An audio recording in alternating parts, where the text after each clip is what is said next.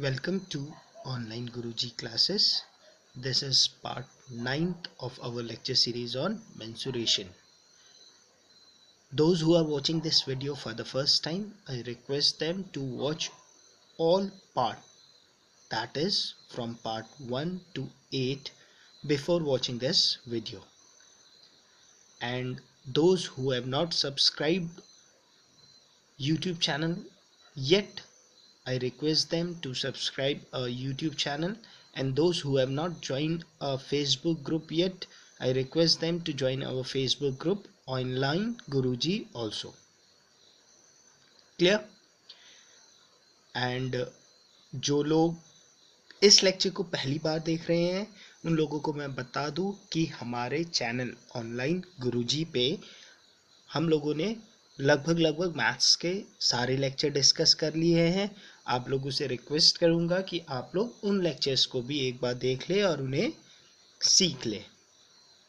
Clear? Okay, चलो अब आज का लेक्चर स्टार्ट करते हैं और कुछ क्वेश्चन सॉल्व करते हैं। Okay fine. See, the diameter of hollow cone is equal to the diameter of the spherical ball. ठीक है, एक hollow cone है से ऐसा है,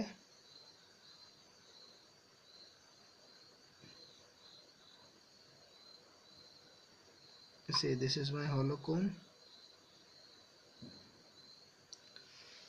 Clear? और क्या बोल रखा है, द डायमीटर, इसका जो डायमीटर है, ये जो डायमीटर है, the diameter of hollow cone is equal to the diameter of the spherical ball. एक spherical ball है, इसका भी डायमीटर सेम है। Say this is my spherical ball.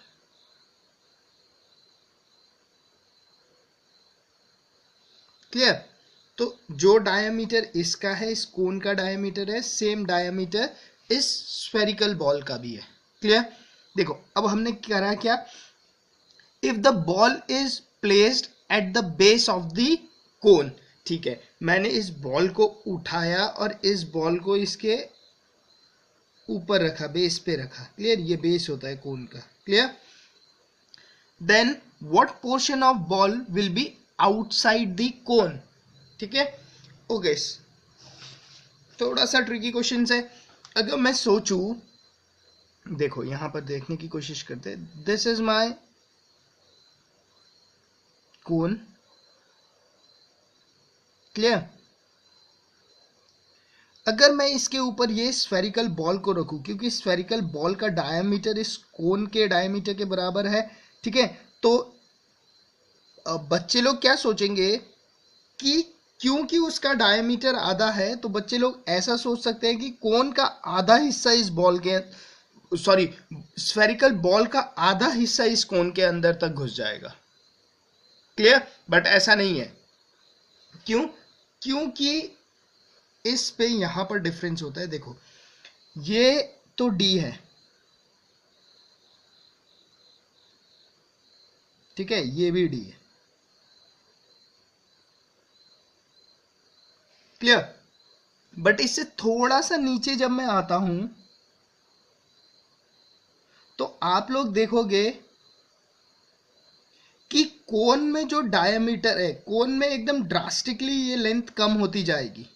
Clear? और वो नील हो जाएगी, जबकि स्फेयर में ये लेंथ क्या होगी, धीरे धीरे कम होती जाएगी।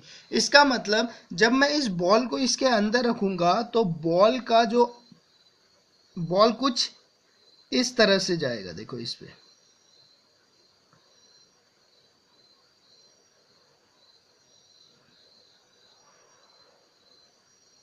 ये डायमीटर ऊपर रह जाएगा।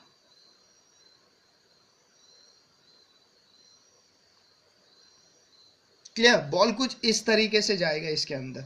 आप लोग इसे प्रैक्टिकली करके देखना, ठीक है, कोशिश करना है इसे समझने की, तभी आप इस कंसेप्ट को समझ पाओगे कि एक्चुअल में देखो ये चीज तो यहां तक सेम है, दोनों का ये चीज सेम है, बट जब बॉल इसके अंदर जाएगा ना, क्योंकि कोन का जो ये स्लांट हाइट है ना, ये स्लांट हाइट पे डिपिंग बहुत ज्यादा होने के कारण क्या होगा कि बॉल का जो लोअर सरफेस ही जाके क्या होगा, नीचे कहीं पे स्टक हो जाएगा। क्लियर? जाने को तो ये बॉल पूरा ही चले जाएगा इसके अंदर, बट क्योंकि इस पे ये चीज धीरे धीरे कम हो रहा है, इसका डायमीटर, और इसका डायमीटर ड्रास्टिकली कम हो रहा है, तो एक स्टेज ऐसा आएगा, देखो मैं आपको बनाने की कोशिश करता हूं, बताने की क्या होगा एक्चुअल में। से दिस इज माय कोन,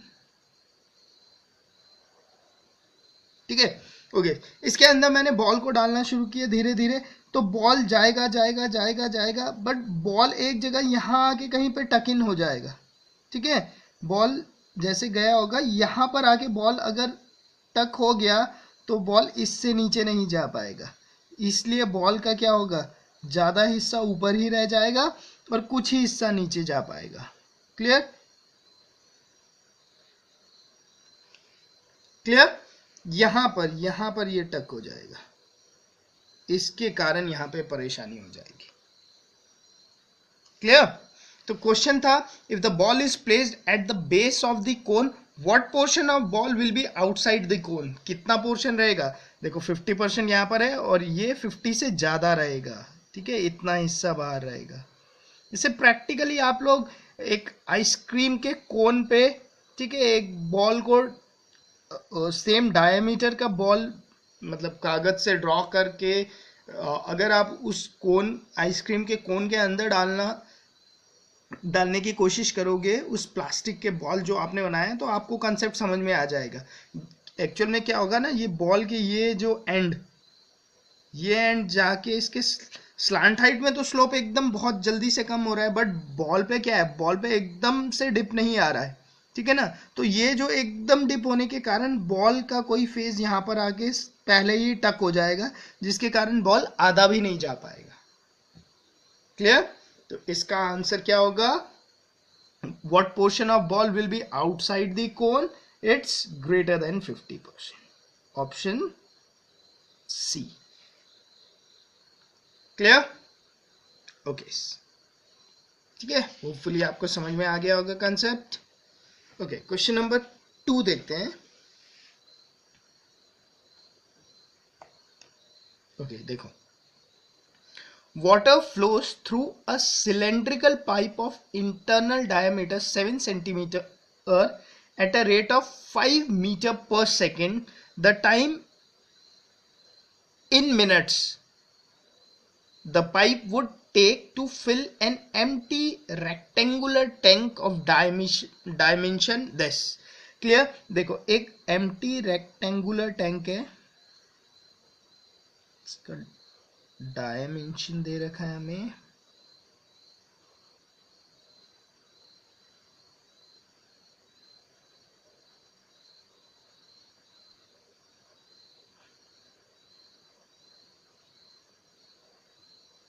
ठीक है।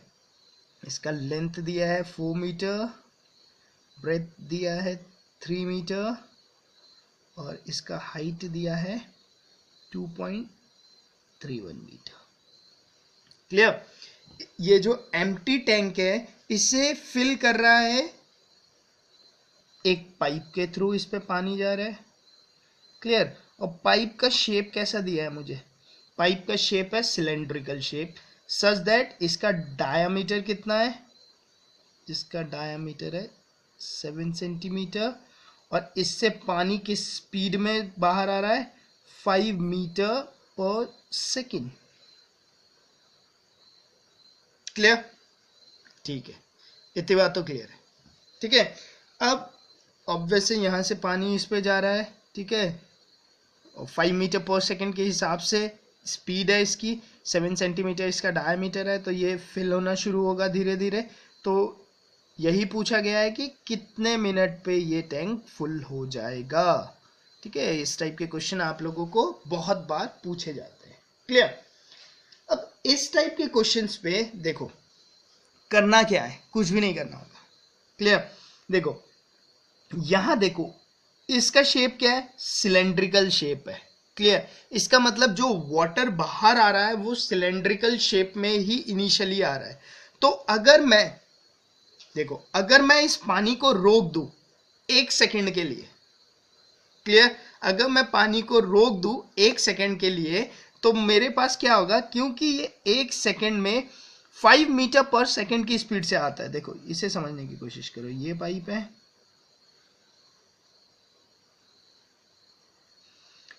ठीक है, 7 सेंटीमीटर इसका डायमीटर है, और इससे जो पानी गिर रहा है वो पानी गिर रहा है 5 मीटर पर सेकेंड की स्पीड से, ठीक है, क्लियर।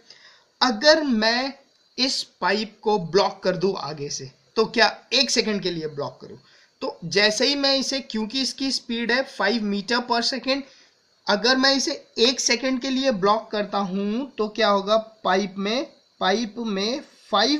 5 मीटर तक पानी भर जाएगा।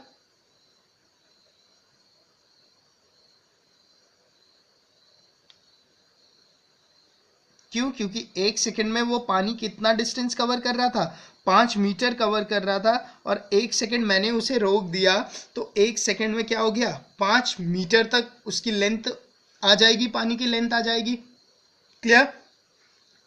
अब देखो, अब यहां से मैं एक चीज निकाल सकता हूं, यहां से मैं ये निकाल सकता हूं कि भाई 1 सेकेंड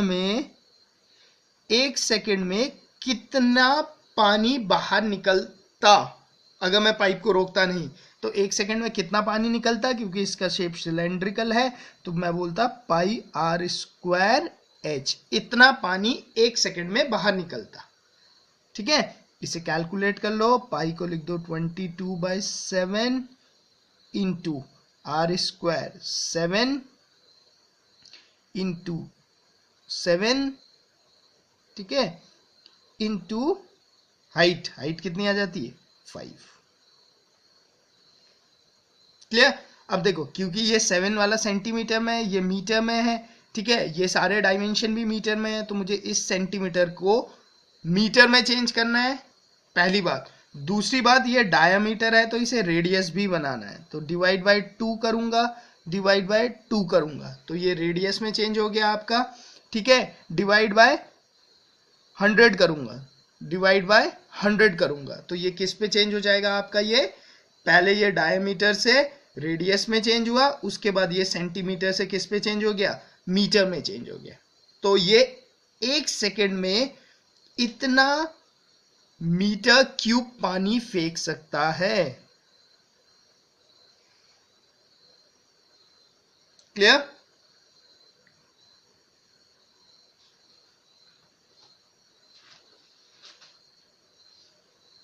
ठीक है,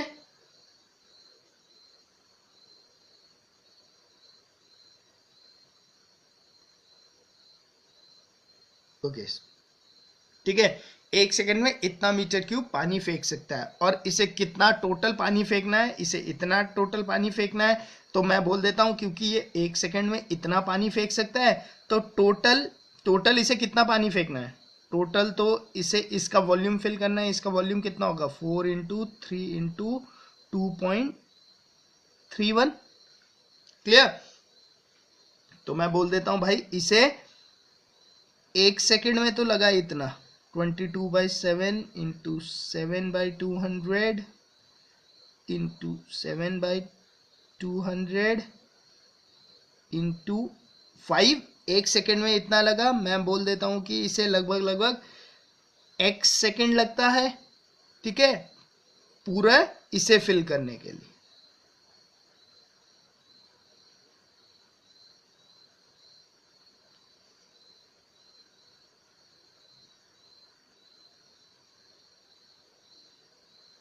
क्लियर। तो यहां से आप लोग x निकाल लोगे, कैलकुलेट करोगे, तो आपका x आएगा, देखो इस 7 से इस 7 को काट दिया मैंने, क्लियर, यहां से ये पॉइंट हटाया, इसे मैंने 100 कर दिया, ये हो गया 11, ये हो गया 100, इस 100 से इस 100 को काट दिया मैंने, क्लियर। 5 1 जा 5, 40 जा, ये कैंसिल आउट हो गया आपका, ठीक है, 11 1 जा 11, 21 जा, क्लियर, 7 1 जा 7 3 जा, क्लियर। तो यहां से आ गया आपके पास 4 इंटू 3 इंटू 3 इंटू 40 एक्स आ गया, इतना सेकंड। मतलब देखो 1 सेकंड में तो इतना पानी भरना था, ठीक है। आपको टोटल पानी कितना भरना था, 4 इंटू 3 इंटू 2.31, इतना पूरे वॉल्यूम को फिल करना है। तो मैंने बोल दिया 1 सेकंड में इतना भरता है, तो मैंने मान लिया कि चलो x सेकंड लगेंगे इसे इतना पानी भरने के लिए, तो x सेकंड में आया। अब आंसर किस पे चाहिए मुझे, आंसर चाहिए मुझे मिनट पे, उसने पूछा है, ठीक है। तो इसे मिनट में चेंज करने के लिए मैं क्या करूंगा, डिवाइड बाय 60 कर दूंगा, तो मेरा आंसर अब किस पे चेंज हो जाएगा, ऑटोमेटिकली मिनट पे चेंज हो जाएगा। क्लियर। तो ये जीरो से ये जीरो कैंसिल आउट, 3 1 जा 3, 2 जा 2, 1 जा 2, 2 जा, तो 3 2 जा 6 इंटू 4 24। क्लियर। तो मुझे कितना टाइम लगा, मुझे लगा टोटल 24 मिनट्स। क्लियर, कंसेप्ट समझ में आया।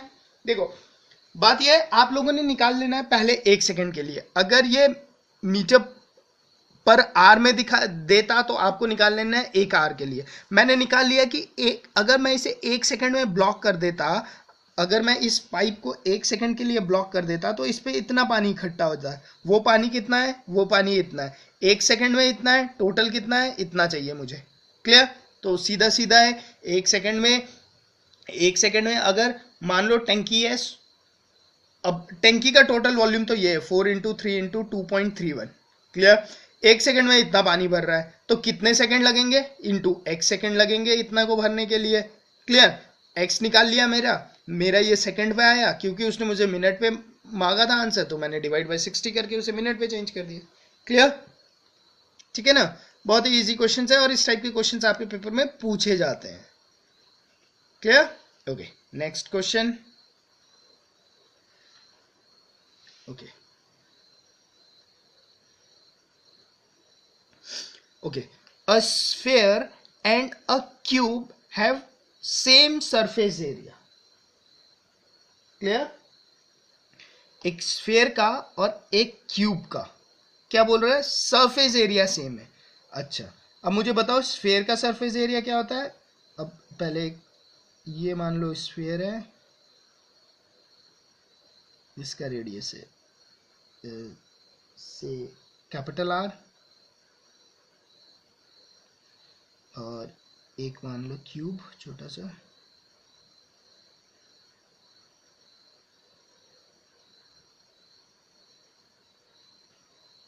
ठीक है, इसका मान लो एक लेंथ ए।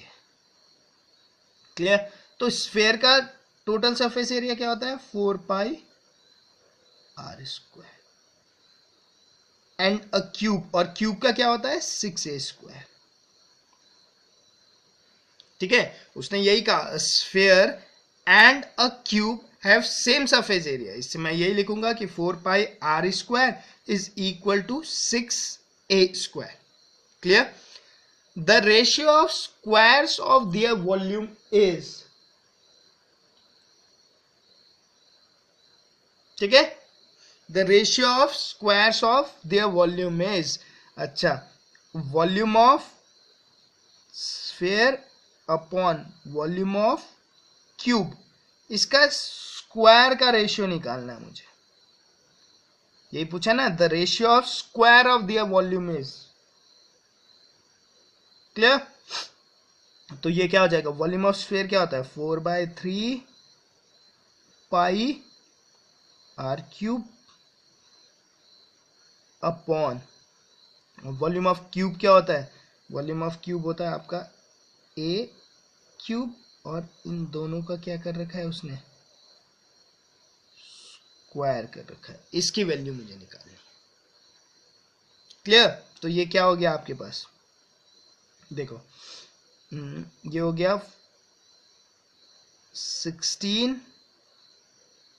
पाई स्क्वायर, 3 का स्क्वायर 9 हो गया, ठीक है, और ये क्या हो गया r की पावर 6 हो गया, और ये a की पावर भी 6 हो गई।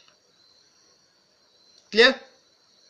इसका मतलब मुझे अब r अपॉन a की पावर 6 चाहिए, वो चीज मुझे यहां से मिलेगी, इसीलिए तो उसने ये इंफॉर्मेशन मुझे पहले दे कर रखी है। अब देखो यही चीज यहां पे मैं ऐसे लिख सकता हूं, 4 pi by 6 is equal to, sorry क्योंकि मुझे r चाहिए ना, तो मैं इससे a को यहाँ लेकर आता हूँ, ठीक है। तो मैं लिख सकता हूँ यहाँ से r square upon a square is equal to 6 upon 4 pi. 6 upon 4 pi क्या होगा, 3 अपॉन 2 पाई। क्लियर। अब मुझे पावर 6 चाहिए तो मुझे क्या करना पड़ेगा, क्यूब करना पड़ेगा दोनों तरफ। क्यूब करा तो ये क्या हो जाएगा, r6 a6, और ये क्या हो जाएगा, ये हो जाएगा 27, और ये हो जाएगा 8 पाई स्क्वायर, सॉरी 8 पाई क्यूब हो जाएगा। क्लियर। ये वाली वैल्यू यहां पर रख दो तो ये क्या हो जाएगा, 16/9 पाई स्क्वायर इंटू 27/8 पाई क्यूब। 9 1 जा 9, 9 3 जा 8 1 जा 8 2 जा, पाई स्क्वायर से 2 पाई कैंसिल आउट हो गए, तो ये कितना आ गया, 6/पाई। ऑप्शन नंबर ए।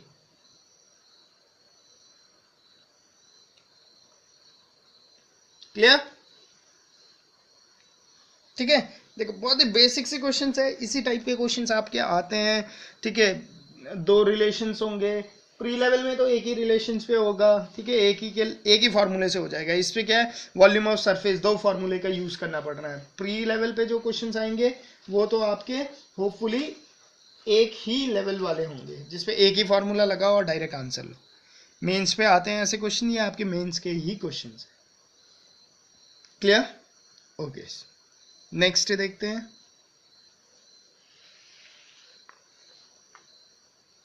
ओके, हाँ, ये क्वेश्चन को काफी अच्छा बनाया जा सकता था, ठीक है, बट बहुत ही सिंपल वे में दे दिया गया आपको।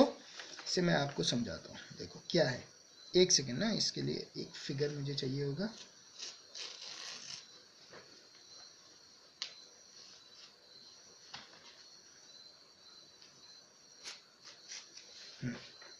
इस पेपर की मदद से ये क्लियर हो जाएगा। देखो, अ रेक्टेंगुलर पेपर, एक रेक्टेंगुलर पेपर है मेरे पास, देखो, ठीक है, a rectangular paper of 44 centimetre long, ये 44 सेंटीमीटर है लॉन्ग, एंड 6 सेंटीमीटर वाइड, और इसकी ब्रेथ कितनी है, 6 centimetre. Clear. Okay, wide is rolled to form a cylinder of height equal to the width of the paper। अच्छा, अब इस paper से आपको मैं बोलूं कि आप सिलेंडर बनाओ, तो आप 2 तरीके से सिलेंडर बना सकते हो। देखो कैसे, एक तो आप इसे ऐसे रोल कर सकते हो, देखो ऐसे।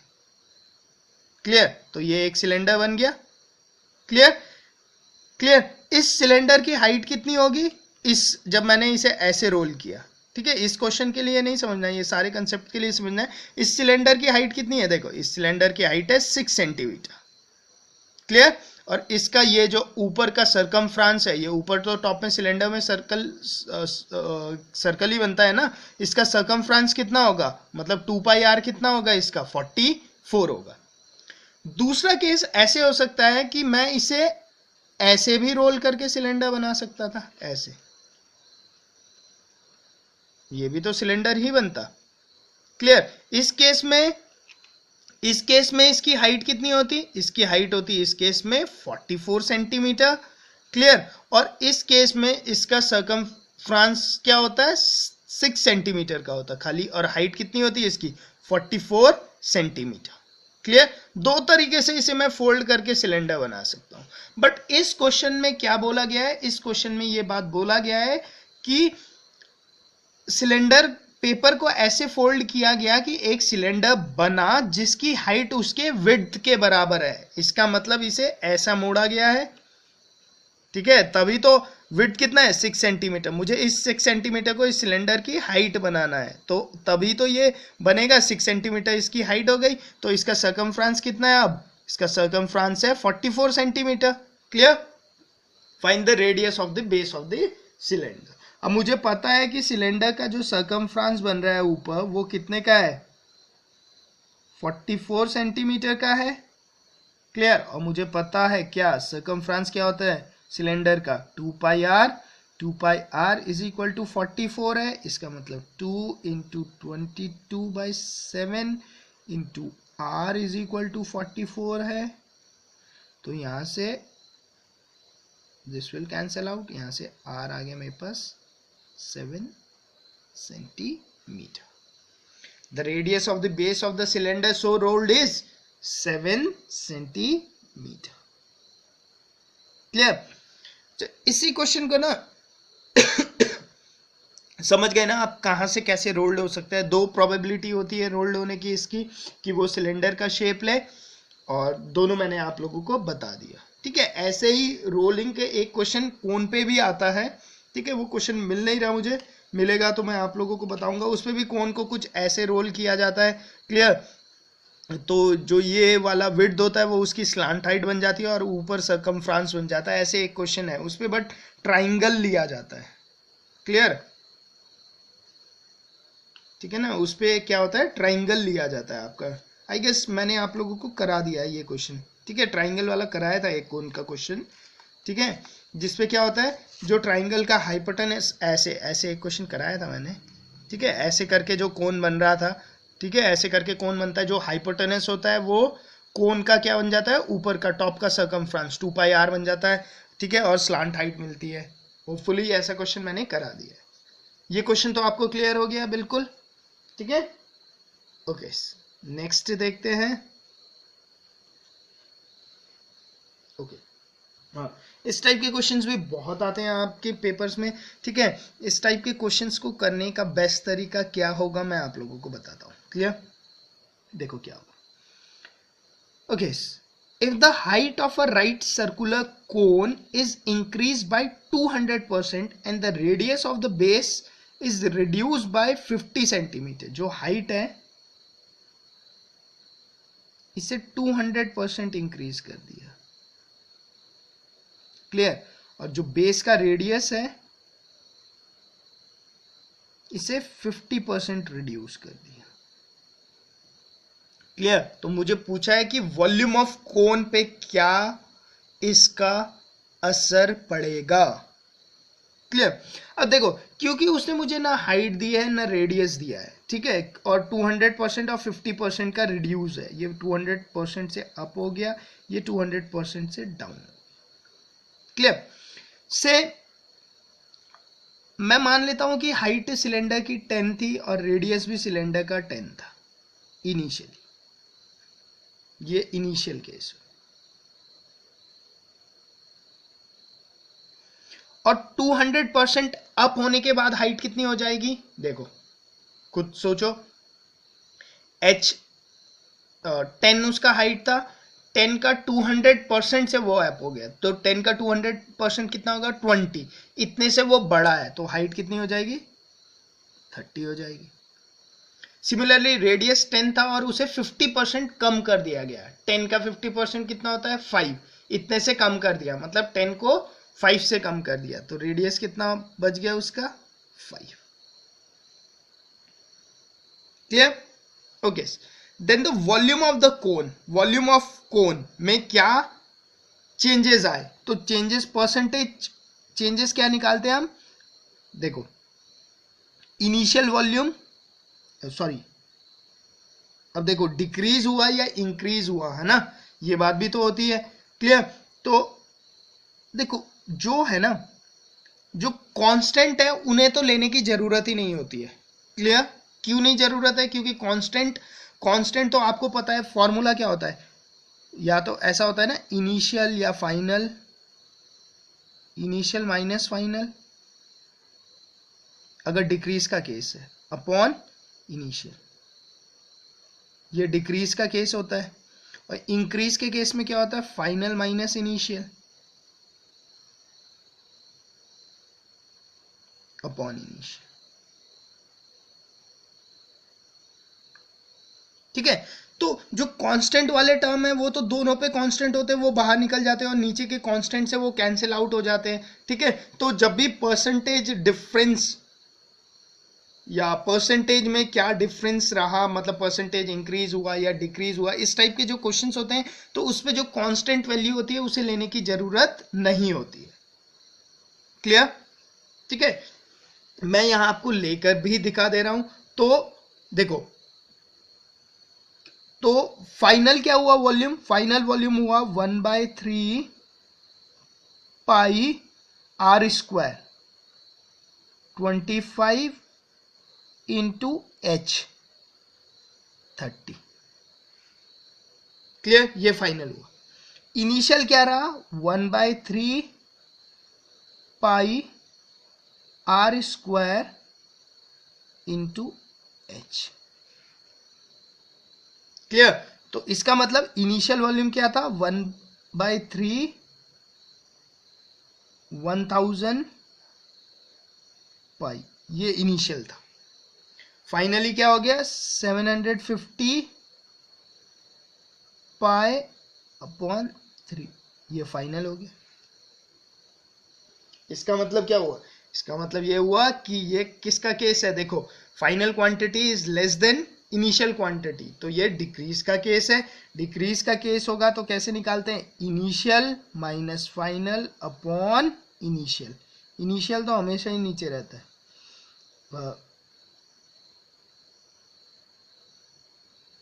ठीक है, अब देखो π/3 π/3 π/3 तो कॉमन है, मैं सबसे बाहर निकाल सकता हूं। क्लियर? तो ये कितना आ जाएगा, परसेंटेज चेंज निकालना है तो इंटू 100%, यही होता है ना परसेंटेज चेंज का फॉर्मूला। था ये सब तो हम परसेंटेज में पढ़ ही चुके हैं। क्लियर? तो π/3 π/3 π/3 तो कांस्टेंट तो बाहर ही आ गया, तो मेरे पास ये कितना आ गया, मेरे पास ये आ गया 250 अपॉन